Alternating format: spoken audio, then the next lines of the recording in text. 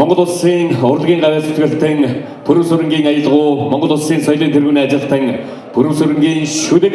буурал даргын нутг хэмээх сайхан уран бүтээлийг энд хорон цугларсан бүх сайхан нутгийн хазан олондоо өргөн барина хэмээн Ойл театрын госод уучин Монгол Улсын соёлын тэргүүний ажилтан Чаваагийн тулгааг энхүү дайснаа та бүхнийхээ халуун алга тасалтанд орон зодъя.